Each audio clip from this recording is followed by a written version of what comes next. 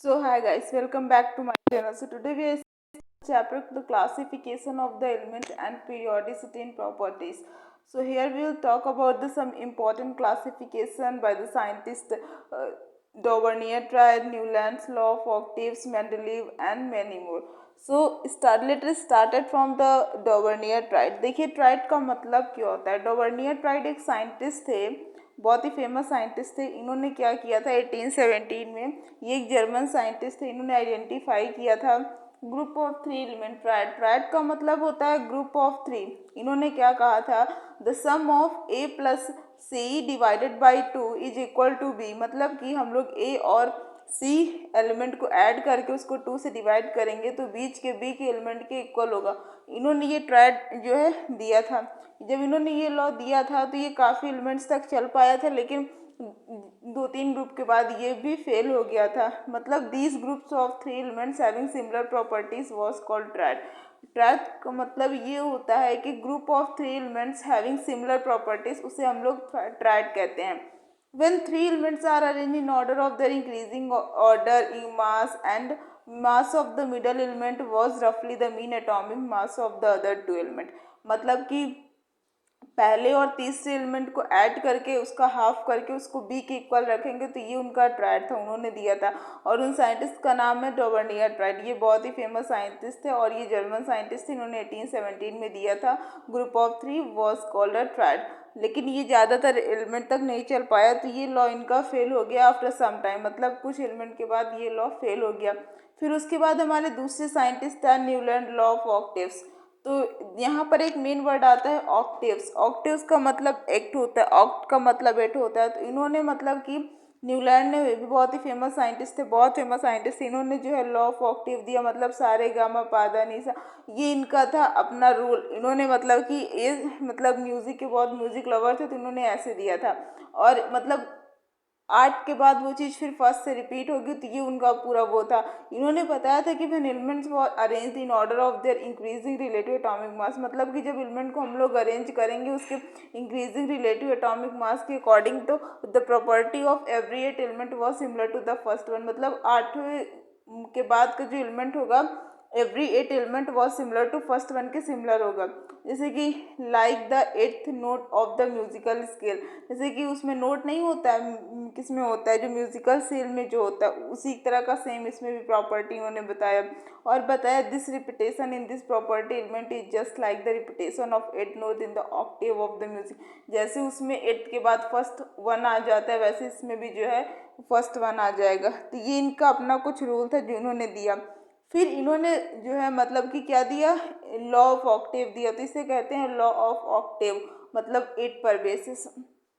फिर उसके बाद आए मेंडलीव. मेंडलीव ने अपना जो है पीरियोडिक लॉ दिया. तो इनका मेन लॉ यहाँ पर ये आता है एग्जाम में कि इनका लॉ क्या था. मेंडलीव पीरियोडिक लॉ क्या था. तो आपको एक सिंपल सी डेफिनेशन लिखनी पड़ेगी. The physical and the chemical properties of element are the periodic function of their atomic masses.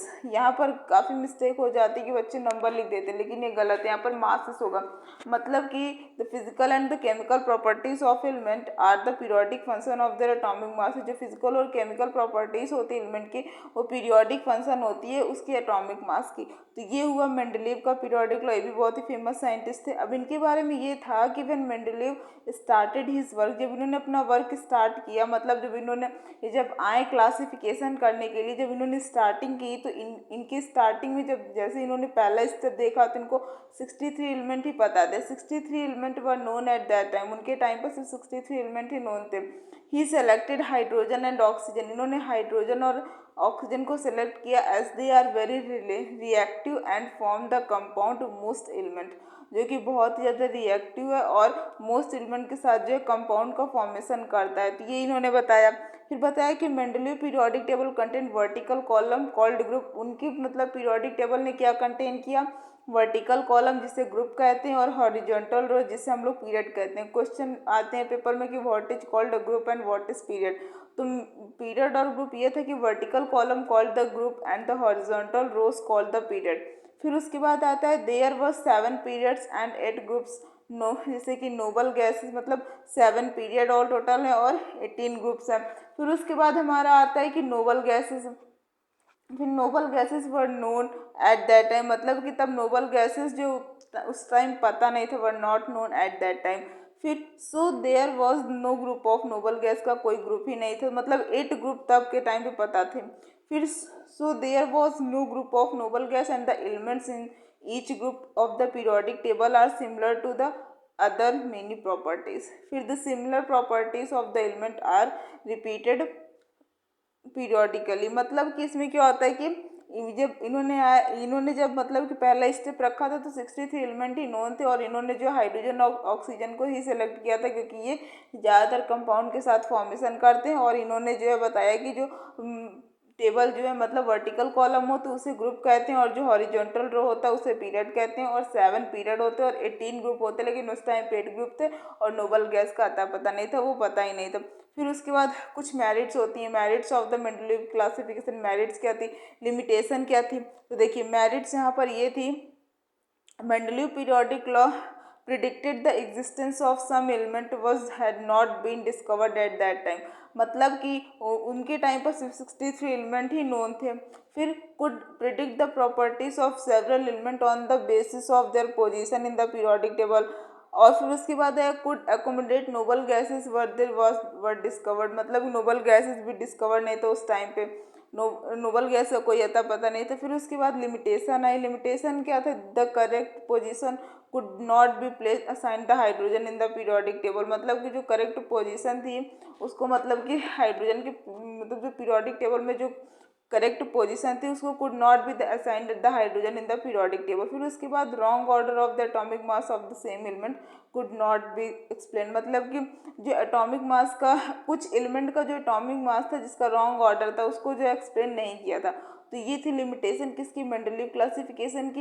ये जब आए थे तो सिर्फ 63 एलिमेंट ही नोन थे, और इन्होंने जो है उस टाइम पे क्या किया था, उन्होंने जो है मतलब ये बताया कि इतने ग्रुप होते हैं, मतलब जो वर्टिकल कॉलम होता है उसे ग्रुप कहते हैं, जो हॉरिजॉन्टल रो होता है उसे पीरियड कहते हैं, 7 पीरियड होते हैं, 8 ग्रुप होते हैं। नोबल गैसेस उस टाइम पे का आता पता नहीं था, so the group of noble gases मतलब वॉज नॉट, किसी को नहीं पता था। Don't know about the group of the noble gases, 18 group का कोई अता पता नहीं था, मतलब कोई ग्रुप ही नहीं था मतलब उसका।